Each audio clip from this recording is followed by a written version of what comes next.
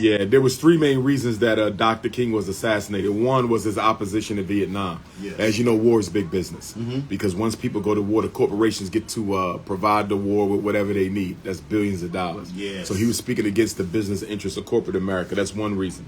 Second reason that Dr. King was assassinated was Lyndon Baines Johnson had put together a Kerner Commission to study the causes of the riots of the long, hot summer of 1967. Okay. And if you remember, Newark, New Jersey and Detroit, Michigan led the way with the 67 riots, right? Yes, they did. We Yes, didn't they see did. nothing like it again until Rodney King.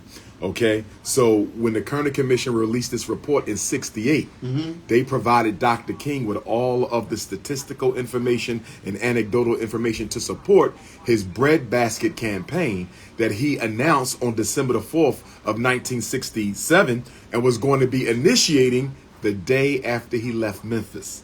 Dr. King wasn't murdered in Memphis for reasons to do to Memphis. Dr. King was murdered in Memphis because his next stop was D.C. So with the breadbasket campaign, he was going to bring poor Americans to D.C. Nobody was going to leave until they had a home and a job. This would have embarrassed the American capitalist white power structure. Yes, sir. They said, we can't let him come here. So they lured him to Memphis by killing the sanitation workers that got crushed up in the trash truck. Yes. That was a deliberate murder by the FBI. Really? To get King back to Memphis. Yes, Okay. because if he didn't come back to Memphis, he was going straight to D.C. Correct. They had to get him to Memphis so they could take his life, so the breadbasket campaign never takes place. But getting back to the Kerner Commission was so powerful because it was ordered by the president. So your own researchers came back and said the riots was caused by racism, sustained by racism, Yes, sir. perpetuated by racism. Basically, the reason Dr. King was going to D.C. with the breadbasket campaign Right. was fully justified and researched in the Kerner Commission report. Dr. King had to die because once he got his hands on that Kerner Commission report and going to D.C. with the breadbasket campaign, he would have forced the economic revolution in America, radical redistribution of resources. You would have saw this country be forced to redistribute the resources of this country if Dr. King would have made it to D.C. Let me ask you a question. Because you read different things, you hear different things. What about some of the inside people that he was close to, black? They say Reverend Abernathy had a little something to do with it. They say a lot of us were involved with that. We betrayed him, infiltrated. Oh, we absolutely with the did. FBI. Absolutely, we did. We know for a fact that Dr. King was supposed to stay at the Holiday Inn Hotel in Memphis. Okay. He was not supposed to be at Divine Lorraine. The reason Dr. King's hotel was switched from Holiday Inn to Divine Lorraine is members of the black community found out that he was not staying at the black hotel. And so they started criticizing Dr. King for staying at the white hotel. So Dr. King's team said, we got to switch you over to Divine Lorraine due to this criticism. We find out after the fact, the criticism was fabricated. They needed to get Dr. King to the Divine Lorraine Hotel because it was an easier target. The windows over there, the balcony over there, it's like a shooting gallery. Perfect scene for an assassination. So they manipulated that criticism to force Dr. King to the Divine. Now, once he gets to the Divine Lorraine Hotel in Memphis, he's assigned to a room on the ground floor. Somebody from the Atlanta office of the Southern Christian Leadership Conference called Divine Lorraine and requested that Dr. King's room be switched from the ground floor to the top floor so they could have an easier shoot. Yes. We also know that at least two of the reverends there knew that Dr. King was likely to be murdered on that day. And according to the King family attorney, William Pepper, anybody can research. Do your research on William Pepper. Okay. Go on YouTube, watch his interviews. This is the attorney that sued on behalf of the family, proving in court that it was the FBI who killed him, not James Earl Ray. According to William Pepper, Jesse Jackson, allegedly, this is according to the white attorney, Jesse Jackson was a collaborator with the FBI to some extent with the Dr. King murder. And one of the two pieces of evidence that make Jesse look guilty. Piece number one. And by the way, from what I understand, allegedly, Reverend Jesse Jackson was not allowed to attend Queen Mother Coretta Scott King's funeral. When Coretta Scott King died, Dr. King's wife, widow, Jesse was not allowed to attend the funeral. That's what I've been told, because his family believed that Jesse was involved in their father's murder.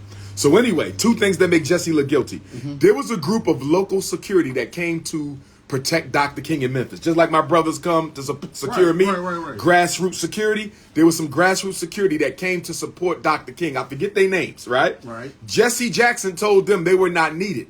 He called them off. He made them leave the hotel.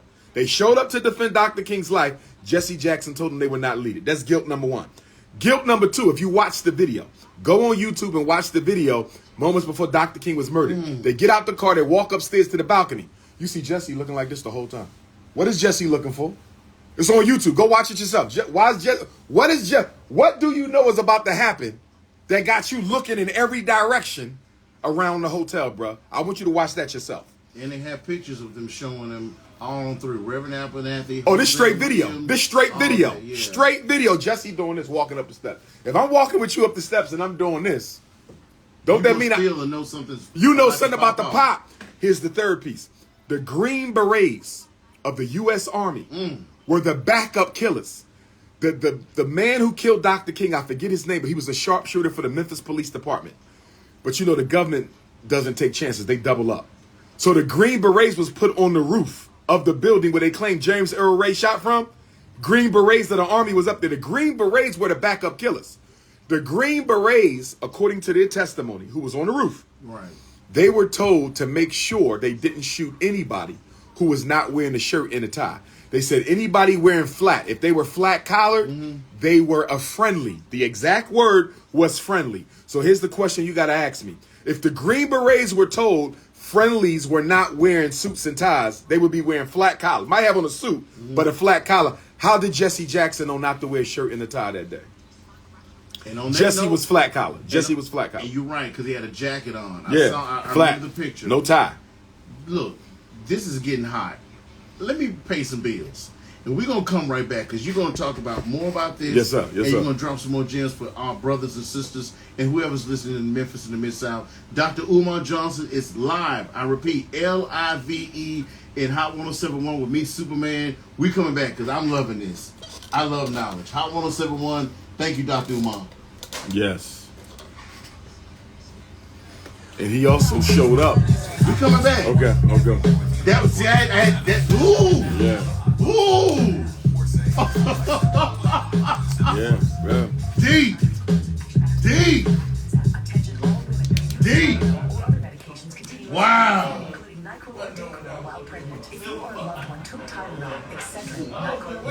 Dude, you light it up. I love it. I love it. Significant cash compensation. Call 800-754-9855 now. A recent study from the National Institute. I gotta play a couple songs. No doubt. Coming back. We good. No, I appreciate you. I'm DJ Superman. Yes, sir. From Memphis, born and raised. Lamont College, went to private school. Just that. Powerful. One of my one of the things I've always been interested in with all of you guys, what started you in this movement? How did you get started in the allegiance to the upliftment of black people? Like what hit you? I got you. What lightning bolt touched you? Got you. to get it? Like, tell me, like. All right, you want to do that on there? We can, but you. I want to talk to you. For me, it was Black History class in elementary school. We had a mandatory 4th and 5th grade Black History class, and that was my introduction to Black consciousness and public speaking, and I just never gave it up. 9 years old. That's all I know since 9. My Catholic school, Father Bertram, St. Augustine Albert in South Memphis. Okay. We had the regular flag. Yes, sir. Red, black, and green. Okay. So every morning, we would pledge allegiance. They took that out of school. Right. And then we would say pledge to the RBG. Okay. Every day, because they had a red, black, and green flag. Yes, sir. Our church had all that in it. It was originally on. Well, it was originally where it is on Kerr. Okay. They had moved from Kerr to Lauderdale. Excuse me. Kerr, then we moved to Lauderdale and Kerr further down. And it had paintings of a black Jesus. Okay. African American, everything. When you saw Jesus in that church, he was black. There were no white images. Wow, that's powerful. Jesus. That's powerful. It's not in existence anymore. I can take you by the church. My mom and dad got married in the church. Wow. Wow. I was baptized in that church by a black bishop. Well, he was a bishop before he passed away, but he was a priest. His name was Father Jim, but James Light. Okay. That was his name. He was from Chicago. Okay. So, I just wonder what touches people Yeah. to get involved with that. Yeah. I mean, we all supposed to be about this business of liberation, but I think some of us are kind of groomed ancestrally to come and do this work. You feel me? Because there's really nothing in my immediate background that would explain it. Like, I wasn't raised in black consciousness. We was raised Orthodox Sunni Muslim. My father took us to the mosque. He didn't really give me much. Muhammad. Yeah, right. Okay. Elijah's son. But we was Orthodox though, so we wasn't even under him yet, although he came over to Orthodox. Yes, sir. But my mother people was Christian, so there was nothing in my tree that says he would end up as a black consciousness person. You feel me? Even though I'm related to Frederick Douglass, you know, that's distant. He died, 100 years before I was born, so First black president. yeah. So I think I was sent to do the work.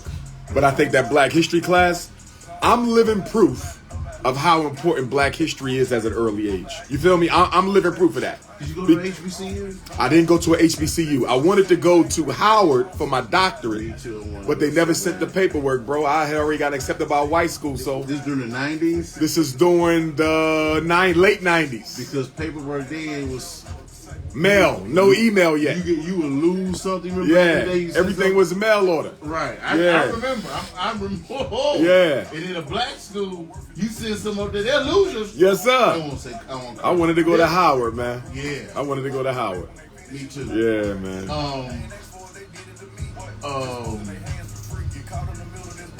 What else inspired you in your black activism? Like Malcolm, Martin? All of them. Of course, Marcus Garvey and Frederick Douglass would be my... Marcus Garvey, Frederick Douglass, Nat Turner, Jean-Jacques Dessalines would probably be my personal Mount Rushmore. Jean-Jacques Dessalines, he led the Haitian Revolution to its conclusion after Toussaint was captured by Napoleon. Yes, sir. But those would be my big four. And then on the female side, the queens, Harriet Tubman, Nanny of the Maroons from Jamaica, Ida B. Wells, and Fannie Lou Hamer. No Sojourner? No, Sojourner Truth. I just went to Sojourner Truth gravesite last week when I was in Kalamazoo, Michigan. That's what she's buried. Yeah, she's buried there. I went there. And it's funny because when we got there, me and my security was there. And so when we showed up at the gravesite, all these white folks started coming out of nowhere in cars and everything. Like they knew I was coming. It was almost like, but I think they thought I was going to be solo. I don't know if that was a setup. You feel me? Because if my security wasn't there, I would have been surrounded by crackers at Sojourner Truth gravesite. Ain't no black person around. You know what I'm saying? So it was real interesting. But Sojourner Truth, we don't give her enough credit. She was before Douglass. Remember, Frederick Douglass was a child when she was out there fighting against slavery. Harriet Tubman was a child when she was out there fighting before slavery. She's before all them. She's the first black person to win a court settlement against a white man in America. You're right. Sojourner Truth. First black person to be a full-time public speaker as well. She's before them. She laid the groundwork for Frederick and Harriet. She's an abolitionist. Yeah, and she get left out, man. She get left blue, black, purple, and proud of it. And this is my guy, my program director. Peace, brother. How you doing, man? King. Yes, sir. All right, King. Yeah. They take care of your prize. Yeah. I walk in there, I don't know, they sweet anyway. The Uber driver ate his fries on the way over here. So, Oh, man. Oh, man. about the bag. One straight guy and there's like, Big Dog, what's up, man? You the DJ, ain't you? I was like, yeah. He was like, let me guess. I ate your fries. Hot 1071 And I was always like, giving you Yeah, it's proud. He said it's some drivers they been getting complaints on by doing it. So I guess because they give you so many, they figure you won't. No, when they fall over in the But bag. the way that bag was, it looked like it was temporary. yes, badly. So when I showed them, I had put it back how it was, left the cup in there, everything I showed, they said, yeah, man, like half these are gone. He said the bag is all crumbled up like somebody was messing with it, because I know how they do their stuff with Chris. See, that's why I don't do Uber Eats, Dr. Umar. I don't do it. I'm scared. I Yeah. never had any problems with it because, it's stuff gets so busy up here, I have to get something. I feel you. I've I never feel had you. a problem with it because they know me, though. You know what I'm saying? So when they saw it, they were like, yeah, man, like, nah. And they gave me my money back. They remade it. And I still hit up Uber, so they gonna give me they'll give me my money back too. None of that. Nah, yeah, he just right. When I looked at it, I'm like, no! I was like, yeah. Look like somebody grabbed them a handful. Half the cup was gone. I could tell.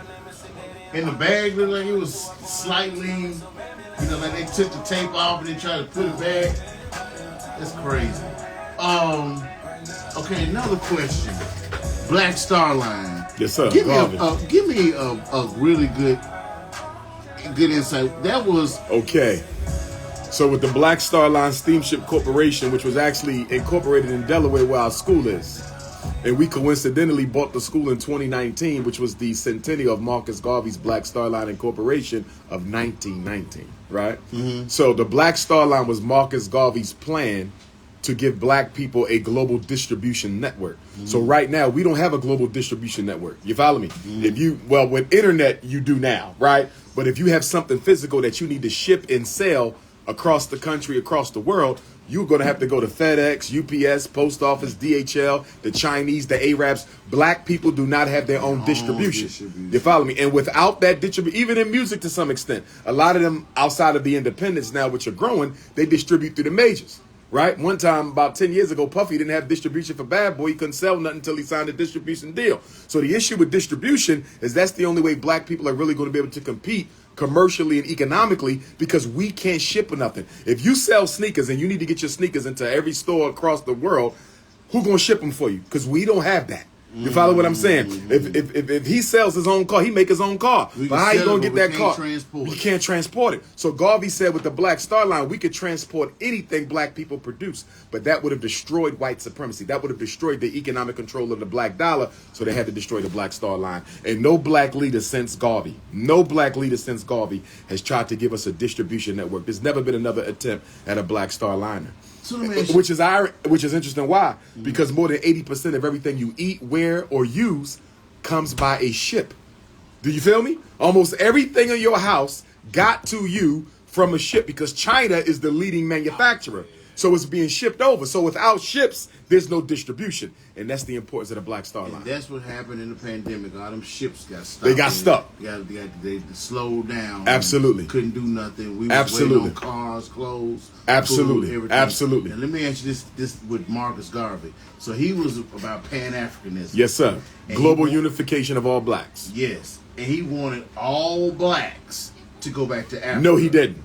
The media said he wanted all blacks to go back to Africa. The Back to Africa movement was not Marcus Garvey's words. Those words was invented by the white media. They said back to Africa to try to oversimplify Garvey's plan. Marcus Garvey said, quote, "Some of you are no good in America and will likewise be no good in Africa. I'm only interested," yes, those are his exact words, "I'm only interested in taking black people from the diaspora back to Africa who have something to contribute to Africa's growth." If you ain't got nothing to contribute, he wasn't interested in bringing you back. Man. I'll learn something in 30 minutes. Oh, yeah. Oh, y'all should cancel the job last night. He was, boy. Hey, you went off last night. But I was doing Oh, yeah, you was for your team.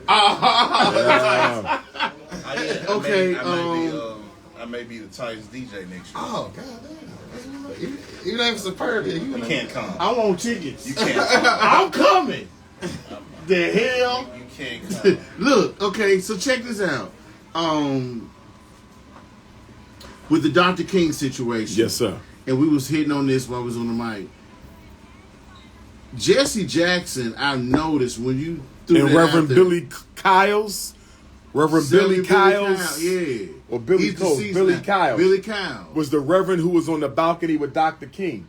And when he walked away, that's when Dr. King got shot. And when they interviewed him, he said, he slipped up. It's on YouTube. You can watch it. Yeah. He said, as soon as I moved away so they could get a clear shot, the bullet rang out.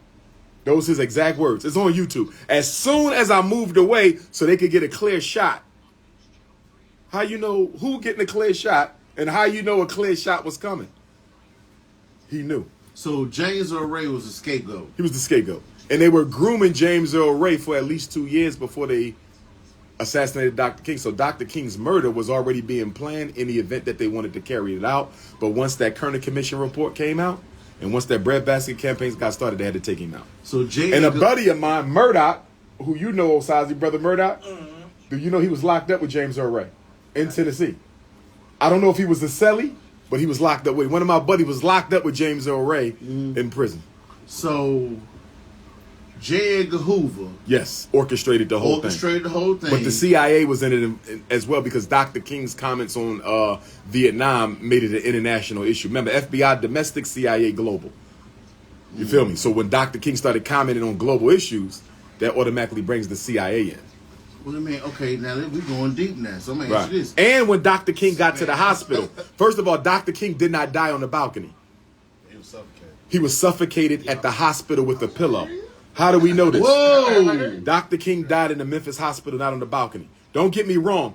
Had he survived, he would have never been the Dr. King we know. You follow me? He would have been severely developmentally Shot in the head. dysfunction. However, he was still alive.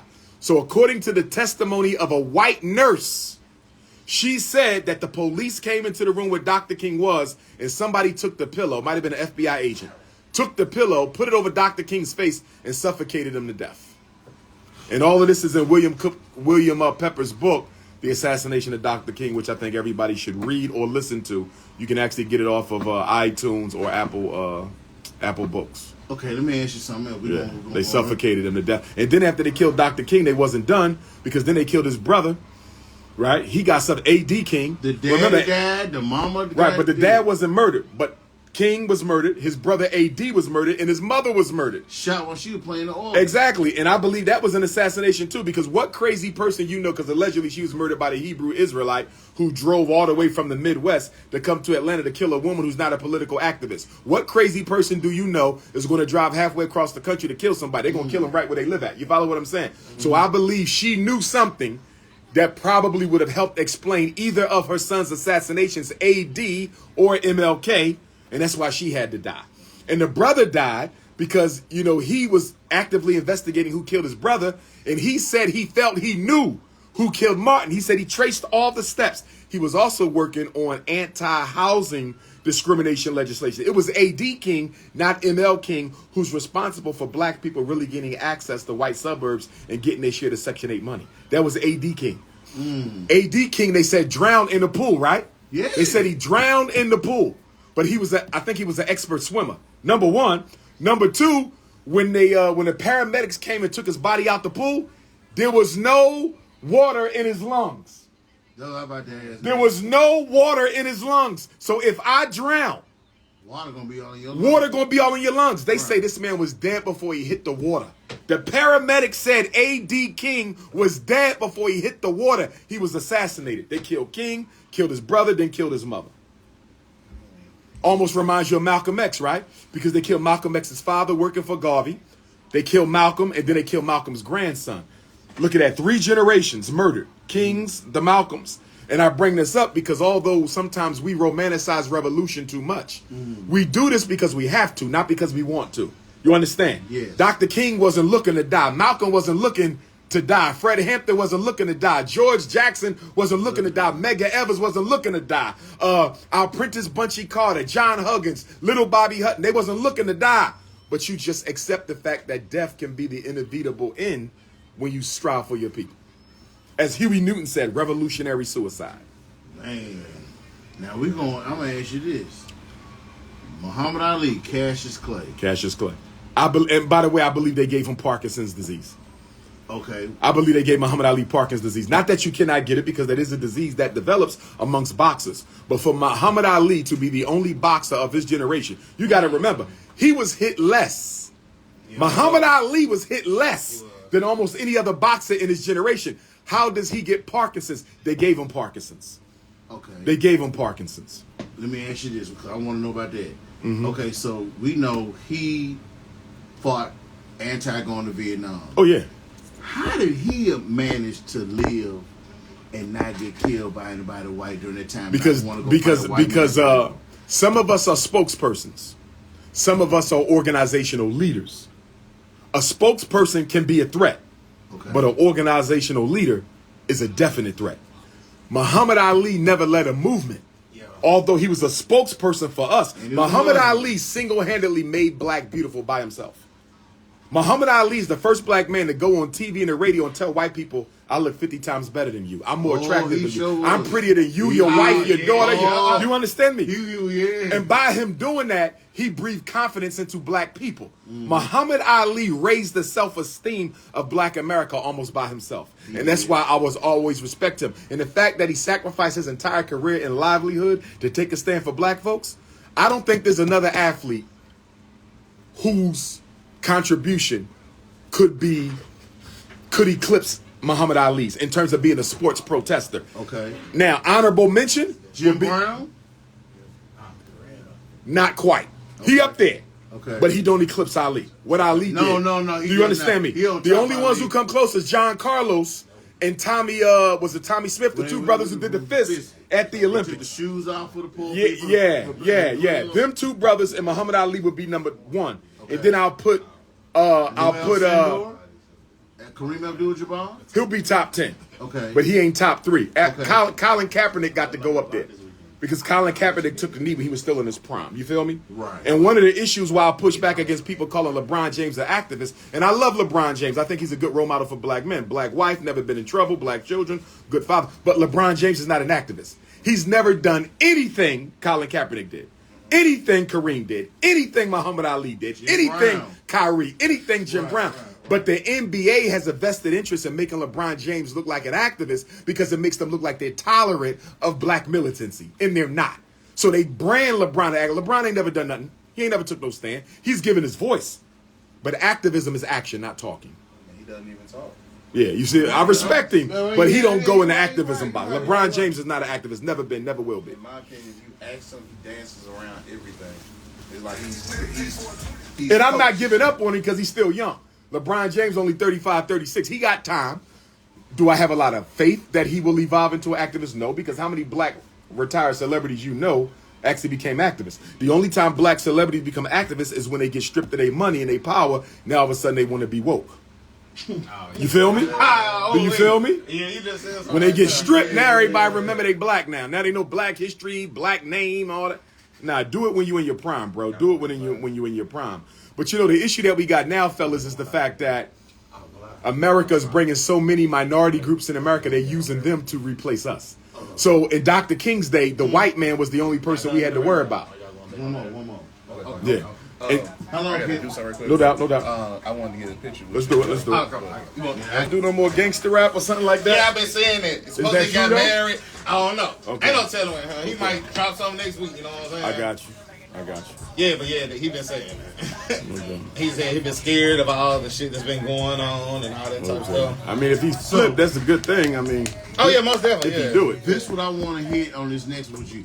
Hit some more of that Dr. King, and then please throw out there when you was talking about in the interview about the Votech schools. Okay. And then whatever, just do you, do Okay. you. But I won't, cause see, kids are getting out of school and parents be listening. Summertime. Right, so Summertime. you throw that, but do you? I ain't tell you. Okay, I got you. There's no limitation. Okay, Do you? okay, But I definitely want them to hear that because, man, right now here in the city, we're going through a lot. You know, I feel the you, Tyree I feel you. Nichols Yeah, situation. yeah. You know, the shoe killing. It's like we have 1,700,000 people here. We went up 0.6% in population in Tennessee. Memphis in 22 going into this year. But we got crime going down like we Chicago. You know what I'm saying? I feel you. You know, we got a lot of rage in this city, and a lot of it has to do with what I would just say is not enough for people to do, but at the same time, if you don't put yourself in an alignment to try to get something going, then you're going to be in a life of crime, where you're not going to be doing something. So, just, you know what to do. Okay. I got to tell you what to do. I got you. You do I this. got you. We're going to hit it. So, Yeah. when we go back to Dr. King, how you want to kick it off? Because tomorrow is the day. The one thing, probably, start off with a question about, is Dr. King responsible for the integration that took away the black community's economic power? Because he's not. I want to clarify that. Because, you know, a lot of black people try to make him the scapegoat. Dr. King should have never integrated us. We was better when we were segregated. But Dr. King didn't force you to integrate, nor did the government. You chose to go with the white folks. So let me ask you this. Why didn't they try to, I mean, I know you don't know because you weren't there, neither was I. Okay, well, he gave I've been to the Mountaintop speech the last Which night. is today. Which is today. Yes, sir. Why did they let him get that out and then try him that night? Because It wasn't an easy kill. Originally, the death plan was for him to be shot in a car. He's supposed to be shot in the car leaving the hotel. Come on, okay, Yeah. okay. See, But when he came out onto the balcony, they couldn't resist the easy shot. The killer, the Memphis sharpshooter, who was hiding in the grassy knoll, he was supposed to shoot Dr. King as a passenger in the car, which makes me think whoever the driver was would have been in on it. Just like I think whoever the driver was in Notorious B.I.G. assassination, although I'm not comparing the Big the King at all. Of course. But whoever was the driver in B.I.G.'s car had to be in on Biggie's murder, because why did you stop at the light when Puffy's car ran the light? Normally when you to follow a car, you go whoever in front. If they run the light, you run. Yeah. Biggie's car stopped, and Biggie's car had stickers on it, and his car was the only car with stickers on it. So I believe, going back to Dr. King, the driver was going to drive so slow on the takeoff to give the police officer from Memphis department the opportunity to shoot him. He was supposed to die in the car. But when he stepped out on the balcony, they said, oh shit, we got a clean look. We got to take it. Okay, so Dr. King integrated African Americans that killed the economic system for us. Okay, I'm on. That's correct? That's how you want to bring it in? Okay. Wow. This is stuff that don't be in no book. Nah. Well, it's in it's 3 books. The Assassination of Dr. King, Orders to Kill. He wrote 3 books. William Pepper. You gotta check him out. I got the audio book.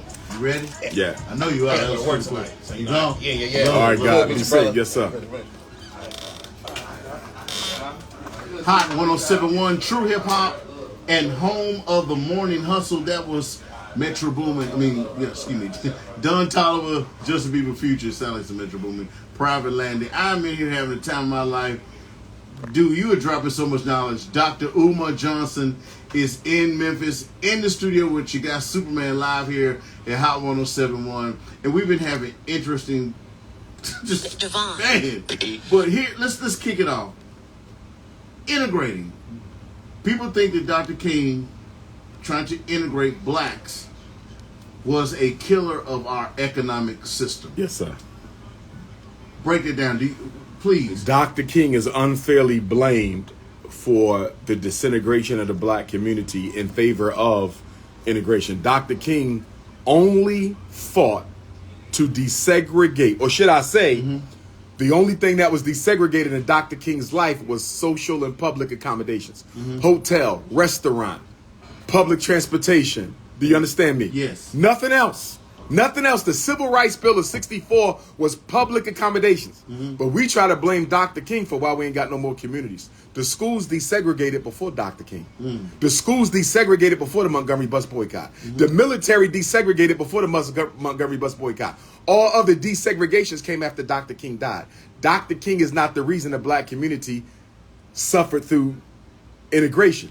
We wanted to be with the white folks. We gave up our independent political power. What's stopping us right now from resegregating ourselves if you really believe that's the direction we should go in? Okay. I don't believe we need to self-segregate. I believe we need to empower ourselves politically and economically. In other words, I don't care where you live. I don't care where you live. But make sure we get your money. Right. Make sure we get your business. Right. Make sure we get your support. Chinese live wherever they want. Indians live whatever they want. European Jews live whatever they want. But when it comes to political and economics, they make sure they keep that shit all within their community. We have to keep it within our community. We don't do that. Social integration is irrelevant. Political and economic empowerment is where we should focus. We were talking about also Dr. King, the assassination. We know April 3rd, 1968, he gave his final speech. 55 years ago. I have been to the mountaintop. And I asked you, like, well, why didn't they try to assassinate him then? And you broke it down with some things. He was in the evening. Right. It was rainy. All them black folks around. It wouldn't have been a good shot. It wouldn't have been a good. He was supposed. Now check this out. Okay. Here's where we got to get strategic with the military setups. Okay. Dr. King was going to be murdered in the car as he drove to dinner at a local friend's home. He was not murdered on his way to anything political. He was going to dinner. You see that? Yes.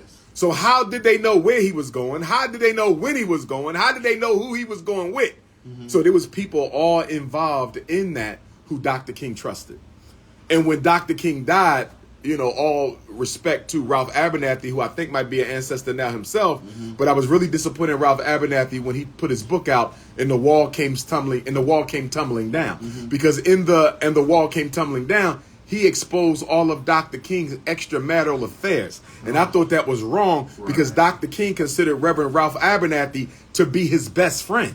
So if you my best friend and I get assassinated, you put all my business out, even telling people that on the day of my assassination, I had taken company with a woman. Why? Why would you mar his image? And I'll tell you this, what I believe personally, I believe that everybody around Dr. King had some degree of jealousy for Dr. King. That's how it is. Do you understand me? I believe Ralph Abernathy secretly envied Dr. King because he became the man and he didn't. Now you fighting for the people. You fighting for the people. What does it matter who out front? Rewind the tape. You said he was jealous because he was the man And he wasn't. trying to be. And he was trying to be the man. I mean, let's be honest. Malcolm X was murdered because people wanted his spot. I mean, let's just be honest. Right. You understand? So we got to understand that the ego of the Negro is something we're going to have to deal with if we're going to come out of this situation, because everybody got you. Because everybody can't be the front man. No. Everybody not the voice. You understand me? Right. Somebody got to be. And everybody wants to be the voice. I've dealt with this myself. I've had microphones turned off. I had people put a mic out the wall because of the oratorical. You follow me? Yeah. And brothers, charisma. People are easily envied for those who are charismatic. Oh. So when you are charismatic, sometimes you got to control your charisma so you don't envy. I'll give you this. I've been invited to share platforms with certain national leaders. I've denied it. You know why? Why? Because I said if I get on the microphone with him, I'm going to show him up without even trying.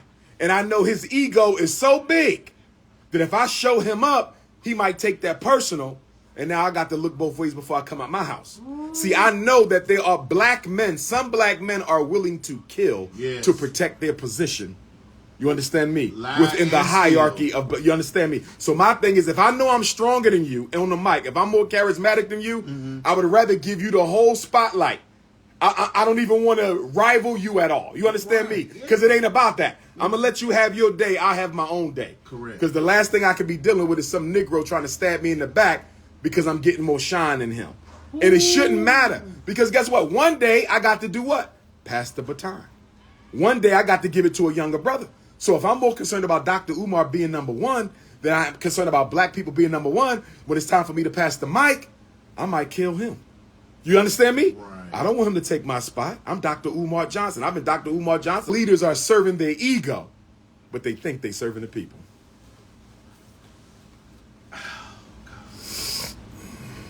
I had to be quiet after that because you said so much stuff right there that people already know but have never heard it broken down like that. So let's take this ego with politics, the educational system with the African American men and women growing up, elementary school, junior high, high school. I heard you in an interview. I remember back in the day, I'm class of 89, I'm old school. We had Votech. You had a way in school, free school, to get a trade, to learn how to live as an adult, even if you did not go to college, get a degree. Why did they take Votech out of schools?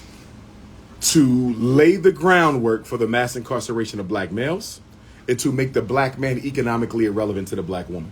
The 1970s was the decade of the mass incarceration of black males. This is the laying the groundwork. This is the evolution. Right? Mass incarceration of black males because America didn't need us no more. Mass incarceration of black males and making the black man economically irrelevant to the black woman. In other words, we're going to make sure his woman does not fight by his side for economic justice. And that's one of the reasons they rolled the welfare programs in the black community. The welfare programs was not to help black women and their children. The welfare programs was to distract black women away from the fact that if you had your man, you wouldn't need welfare. And even now, the black woman is still being brainwashed, some of them, away from understanding that the black man's unemployment and incarceration is a government-created condition. Okay. It ain't because he's lazy. Some are, but not most. It ain't because he don't want to do better. Some don't, but most do. You understand me? Yes. This is the ghetto was created by the government. Mass incarceration was government. Miseducation is government. Gentrification is government. Economic justice is government. Police genocide is government. Here's what I say to black people who say black people are our own worst problem. If we are our own worst problem, name one institution we control. Give me one. Nothing. We don't control the economy. We don't control the prisons. We don't control the schools. So how can I be my own worst enemy when I control none of the systems that are crushing me daily? Oh, gosh. Because, when they took that out of the schools, you still have trade schools and all that. There was a diminish in the population of black men basically taking trades in schools to come out and be successful and raise a family. Now, to the guys out here that are listening to us right now that are kind of in a slump, they are misguided mentally. They have no drive. They are caught in a systematic world of the just hustling and all that type of stuff. What is your advice to them? My advice wouldn't be for them as much it would be for the community. Because remember, it takes a village. And my problem with us as American Africans is we often segmentalize and fragmentalize populations of the black community as if we don't all contribute to their malady. So the question is not, what do black youth need to do different? The question is, what does the black community need to do differently so black youth can be empowered? You don't get these drive-by shootings without the black community ignoring the youth. You don't get 8 and 9-year-olds robbing old women for their car keys if they were being supervised and raised correctly. So the dysfunction of black youth is the dysfunction of the black community. But if you notice, when you hear these conversations, it's always about black mothers need to do better. Black fathers need to do better. Black youth need to change their behavior. The black community needs to reinvent itself as a community that cares about its people. We're the only community in America that does not have safeguards to protect its own. When is the last time you seen a homeless Mexican? In L.A. When is the last time you seen a homeless European Jew? In New York. But not often. You see homeless black people all the time. You understand me? My point is, most cultures have a safety net to protect their downtrodden. We don't have a safety net to protect our downtrodden. So what happens to the black downtrodden when they're hungry and homeless? They turn on black people. So in many ways, the violence that's gripping our community is our own collective community karma consciousness. We gave birth to this as much as white America did. The 8-year-old as killer, every black person's DNA is on that 8-year-old as killer's life. Because if black men was on their job, he could have never became a killer. Black men are abandoning the black community. We move out to the white suburb. I don't know of a black professional man who still lives in the hood he grew up in. I don't know one. Everyone I know moves to the suburb. You know a couple, but it's few and far in between. So if I'm a young 8, 9, 10, 11, 12-year-old black boy, who's going to be my role model if I don't got none in my neighborhood?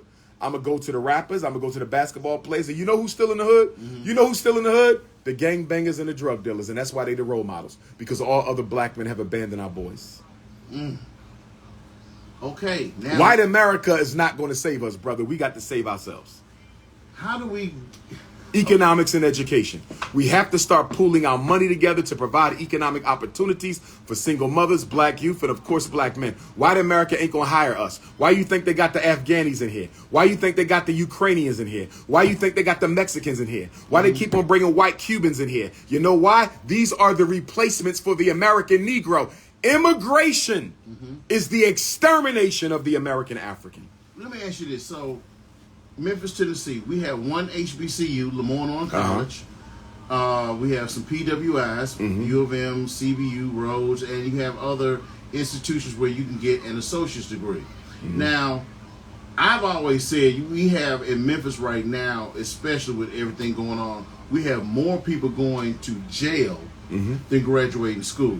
So we had a shooting up the road in Nashville. Nashville is very progressive now. They're growing. It's flourishing. Why is it that when a metropolitan city like that with 3 HBCUs, Fisk, Meharry, Tennessee State University, where my dad went, they have PWIs, how is it that they're able to push out such a big, what's the word I want to use right now? I'll just say a large number of educated people to get in with the city to push it forward? What would it take for Memphis in our educational system that you think to help that progress like a Nashville or progress like an Atlanta that is a proud African-American city that had a hard time in the 60s but then came together? And look at it now. It's the Hollywood of the South. It's the Mecca, like Washington, D.C. We're talking about Howard University. What do you think is plaguing Memphis versus a lot of black cities that is growing and just doing well? What do you think? And you've been here before. Yes, sir. Yes, sir. I would have to study it a lot closer, but I do want to say this. We got to be careful not to falsely credit the black community with gains that are being orchestrated by the white power structure in the name of gentrification. So when you look at Nashville, when you look at Washington, D.C., when you look at Philadelphia, these cities are being heavily gentrified. And so a lot of the benefits or the improvements over time are improvements that were orchestrated to cater to the needs of the white people who are returning to those cities. Okay. You see, Memphis has not yet been hit as hard with the gentrification wave as are some of the other cities in Tennessee. You understand? Okay. But it's coming because Memphis is one of the most concentratedly black cities in America. So it's being left alone until they come up with a strategy for how they're going to move y'all up out of here as well. Because there's a national movement to get all black people out of America's major city centers. They want us gone. They want to swap places with us with the rural white folks. They want to bring them into the city and push us out there. And do you know why? Once we've traded places with the rural whites, Okay. they can do whatever they want to do to black people out there because nobody's paying you no attention. See, anything done to black people in a major city is going to make the news. It's going to be seen. It can't be hid. You understand me? But if you do it out there, you can do it and almost nobody will even know that you did it. Replace and exterminate. That's what they're working on right now. Whew. We got a lot of people here. They standing out here in the studio looking. Oh my God! Throw some more out there because I'm just enjoying this. The other thing, we got to talk about the war on black masculinity. Jonathan Majors, Okay. our brother from Creed and Ant-Man. He got caught up with a snow bunny in a cab. She called the police, said he choked her out. We don't know if that's true or not. She later recanted the story, but the damage was already done. The U.S. Army canceled his ads for them. Disney is considering whether they're going to remove him from the new superhero movie that they're working on starring Jonathan Majors. He's a black superhero. And it's just a shame that Jonathan Majors, Michael Irvin is another one, you know, who had a situation. Did I just? You good? You good? Okay, did I? You My did. bad. Okay, my bad. Keep going, and so please. with Michael Irvin with the snow bunny in the lobby at the hotel, there was no proof that he did anything inappropriate. You understand? Okay. But he was removed from Super Bowl coverage just because of the allegation. Jonathan Majors lost his endorsement with the military just because of the allegation. You understand? And the thing is, you never see these type of allegations being done against the LGBTQ. So are you saying that LGBTQ don't engage in sexual harassment? Of course they do. But why does it never make mainstream media? Why does we only see it when it's a black male? And that's because they're trying to perpetuate the narrative of toxic black masculinity to feed into this radical feminist movement that's trying to destroy the relevance of black men in American homes. We got to push back against it. I want Jonathan Majors to hold his head and out of it. Tiger Woods is being sued right now by a snow bunny girlfriend. She won $30 million for Tiger Woods kicking her out the house. Now, his first wife took almost $1 billion from him. Yes. Now she won another 30. I don't know what it is about the white woman. I have no disrespect towards her, but I don't understand what it is about the white woman that these black men are willing to throw away their whole life just to be with one. I don't get it. Black queens forever, snow bunnies never. It's hot in here, like Nelly. Come on, it won't. Throw another. What else one out we there. got going on? What We else got we a lot got? going on. America is having, what is America? America going through a nervous breakdown because now you got BRICS, Brazil, Russia, India, China, and South Africa. Yes. They've decided to no longer use the American dollar as the medium of exchange for the business they do with each other. Okay. That's reducing the America's dollar's influence on the global market. So America now trying to get back into Africa and improve relationships with Africa to try to stave off China and Russia Yes, sir. undermining the American economy. That's why Donald Trump was indicted the other day. It's no coincidence Donald Trump got indicted on the same day that BRICS decided we're no longer using the America of the Russians and the Chinese. Fentanyl crisis. What do you think about that? Talk to us. All of the drug addiction crises that we had in America, going back to heroin, are orchestrated by the government. Sometimes they use our black people and they're giving them safe places to use the drug. They're giving them places to sleep, places to eat. You understand me? It's being treated like a public health crisis. But when you get caught with crack, it's treated like a criminal justice crisis. Okay. White privilege. Hip hop. Something I love. Toxic. I'm gonna ask you a question. I know you about to go with it. Is it hurting? We know it has hurt, but as it grows, because hip hop, we all know, Most influential musical art form in the world right now. correct. It's a trend that they thought that was never going to expand to 50 years where it is now. They thought it was going to be a passing phase. Is hip hop going to hurt continuously the black community, or will it come back and help us? Hip hop could be a solution, but right now hip hop is a cancer on black America. Okay. Why? Because it is programming our young people towards materialism, misogyny, sexual exploitation, drug use, drug selling, mass incarceration. Hip hop is the marketing medium for mass incarceration. Okay. And until the leading hip hop influencers change the direction of the content, hip hop cannot be considered a blessing to the black community. It's a curse until we take it back.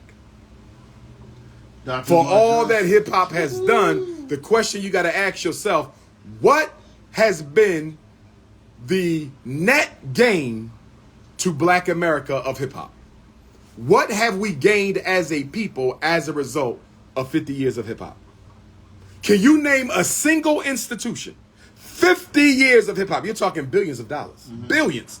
Can you name a single institution that hip hop has built for the black community in 50 years? Have they built a bank? Have they built a school? Have they built a hospital? Have they built a supermarket? Is there a distribution network? Is there a manufacturing industry? Absolutely not. Hip hop has not shown improved. The losses far outseed the gains. You got some millionaires. You got some brothers who make a living through hip hop, which is good. But look at the other side of this. How many black children are out here committing crimes because they think it's popular, because they're being told this is what you need to do to be a man? How many? I do not think hip hop has assumed the responsibility for contributing to the problems in our community. They didn't invent them. Hip hop did not invent black on black crime. I want to be clear. Hip hop did not invent the violence, but hip hop glamorizes and popularizes it. Let me say this another way. Black men in America are going to go down in history as being the only exterminated population in human existence who actually marketed their own extermination.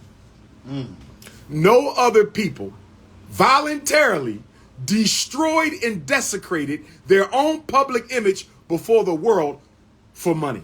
I saw a Roddy Ricch concert. Somebody sent me a clip. This Negro is in Europe singing one of his songs filled with the N-word. And he has the white people, and the audience was damn near all white because most people who purchased the music are white. And he has these white people singing along with him as he sings this N-word filled song. And they're literally singing the N-word with him leading them from the stage. That's right. That's Okay, right. I got you. I'm No, listening. but do you understand what I'm saying? Right. That was an embarrassment to every black person who ever walked the face of this earth. Powerful. Well, one thing I can say about hip hop, especially since I've been blessed to do an old school hip hop mix noon to one. But the old school is different. Right. Because the old school wasn't gangster rap. You understand me? That's my era. That's what I listened to. Me The too. 80s and the early 90s before Love it. NWA convinced everybody to become a gangster. You understand me? Right. The Public Enemies and the Rakims and the Big Daddy Kings. Don't get me wrong. They had a slight little gangsterism They to had it. an edge. But it was more consciousness than it was death. Today it's more death than it is consciousness. But see, the issue is when NWA came along and sold 1 million records with no radio play, every boy in the hood said, if NWA can sell 1 million albums with no radio play, I need to become a gangster rapper because I can still make it even if I don't get no rotation on the radio. And that's when everybody went gangster rap. And then when Bill Clinton's crime bill came out in 1994, the whites who control the music industry, they said, you know what we got to do? We got to direct the content of hip hop so it glamorizes the very behavior that gets you locked up so we can fill up these new private prisons that Bill Clinton promised he's going to have black bodies for. Well, the truth hurts. But today, I want to invite all of Memphis out. Dr. Umar will be speaking today in Memphis, Robert Church Park, 901 Bill Street today. The program starts at 4 o'clock. There will be vendors, other speakers.